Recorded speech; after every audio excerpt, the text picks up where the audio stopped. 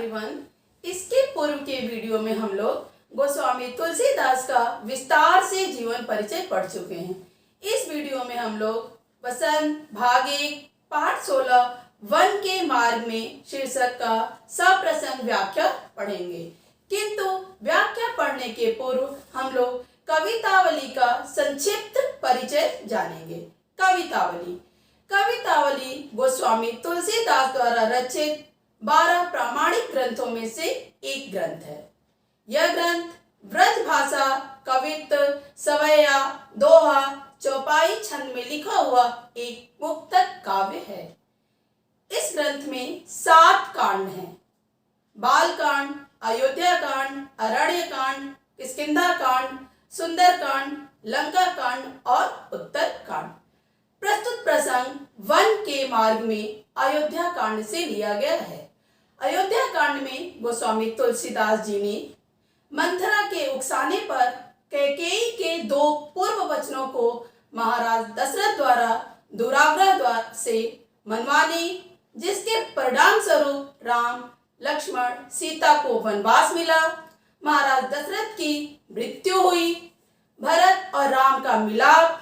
भरत द्वारा श्री रामचंद्र का चरण पादुका लेकर अयोध्या वापस आना और आकर उसे सिंहासन पर रखकर राजकाज संभालना, इन सब बातों का बड़ा ही हृदय ग्राही चित्रण किया गया है। प्रस्तुत प्रसंग वन के मार्ग में सवैया छंद और ब्रज भाषा में लिखा गया है। इस प्रसंग में गोस्वामी तुलसीदास जी ने जब राम, लक्ष्मण, सीता वन को निकले हैं तो उन्हें रास्ते में किन किन कष्टों का सामना करना पड़ा है, इस बात का चित्रण किए हैं। तो अब हम लोग आते हैं वन के मार्ग में पाठ की व्याख्या पर। व्याख्या पढ़ने के पहले हम कठिन शब्दों का अर्थ जान लेंगे। तो देखते हैं पहले पैराग्राफ का। पूर्व, नगर, निकसी, निकलते ही, रघुवीर श्री रामचंद्र जी, वधु सीता जी, धरिधीर धैर्य धारण करना, मग रास्ता, डग कदम, द्वय 2, झलकी झलक उठी, कनी पसीना, पुट होठ, मधुराधर रसीले, फिर बूझती हैं, फिर मतलब पूछती हैं, केतिक कितना, पर्णकुटी पत्तों की कुटिया, करी हैं बनाएंगे, तीय पत्नी, लखी देखकर, आतुरता व्याकुलता, पिय सीता जी के पिय अर्थात श्री रामचंद्र जी, चारु सुंदर, चली जल चुए, जल बहने लगा अर्थात आंसू बहने लगा। और अब सप्रसंग व्याख्या। तो सबसे पहले संदर्भ। प्रस्तुत पद्यांश हमारी पाठ्य पुस्तक वसंत भाग 1 के वन के मार्ग में शीर्षक से अवतरित है। इसके रचयिता गोस्वामी तुलसीदास जी हैं। प्रसंग। प्रस्तुत पद्यांश में गोस्वामी तुलसीदास जी राम, लक्ष्मण, सीता जब अयोध्या छोड़कर वन को निकलते हैं तो रास्ते में उन्हें किन किन कठिनाइयों का सामना करना पड़ता है, इसका चित्रण किए हैं। और व्याख्या। पुरते निकसी रघुवीर वधु धरिधीर दए मग में डगद। गोस्वामी तुलसीदास जी कह रहे हैं कि जब रघुवीर की वधु अर्थात सीता जी नगर के बाहर धैर्य धारण करके अभी 2 ही कदम चली थी कि जल की भरी भार कनी जल की उठ सूखी गए मधुराधर वह। अभी वो 2 ही कदम चली थी कि उनके मस्तक से पसीने की बूंदें झलकने लगी और उनके रसीले होठ सूख गए। फिर बूझती हैं चलनो अब कैतिक। फिर सीता जी अपने पति, अपने नाथ श्री रामचंद्र से पूछती हैं कि हे नाथ, अब और कितना चलना है।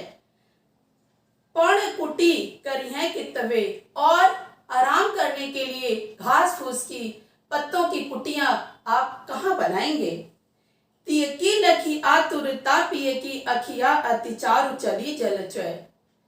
तीय की लखी आतुरता पिए की, तीय अर्थात श्री राम की पत्नी सीता अपनी पत्नी सीता की आतुरता अर्थात व्याकुलता को देखकर श्री रामचंद्र जी की सुंदर आंखों से आंसू बहने लगा।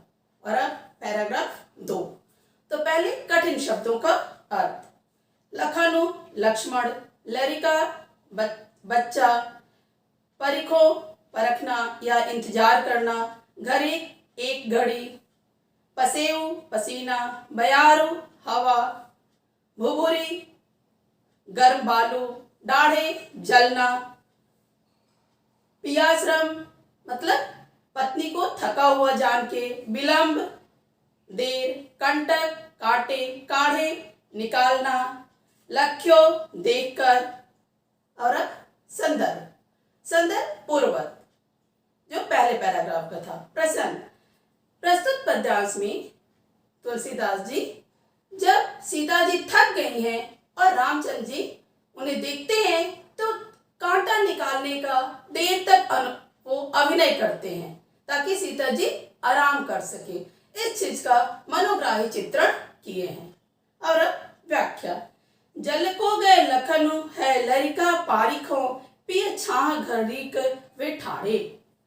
सीता जी श्री रामचंद्र जी से कह रही हैं कि हे नाथ, लक्ष्मण अभी बालक हैं और वे जल लेने के लिए गए हुए हैं, अतः हम लोग कहीं छांव में 2 पल खड़े होकर के उनका इंतजार कर लेते हैं, उनकी प्रतीक्षा कर लेते हैं। पोछी पसेऊ बयारी करो, और तब तक मैं आपका पसीना पोंछकर आपको हवा कर दूंगी। और उपाय पखारी हो भूभूरी डाढ़े, और मैं आपके पैरों को धो दूंगी। आपके पैर गर्म बालू में चलने की वजह से जो जल गए हैं उन्हें मैं धोकर ठंडा कर दूंगी। तुलसी रघुवीर पियास रम जानी के, बैठी विलंब लो कंटक काढ़े। तुलसीदास जी कह रहे हैं कि पिया के श्रम को जानकर, अर्थात अपनी पत्नी सीता जी को अत्यंत थका हुआ जानकर श्री रामचंद्र जी बैठकर देर तक कांटा निकालने का अभिनय करते हैं ताकि उनकी पत्नी सीता जी कुछ पल आराम कर सकें। जानकी नाह को लेह लख्यो, पुल को तनिवारी विलोचन बाढ़े।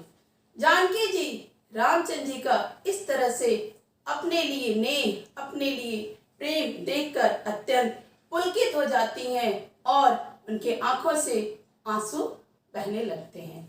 धन्यवाद। आपका दिन मंगलमय हो। हमारा यह पाठ पूरा हुआ।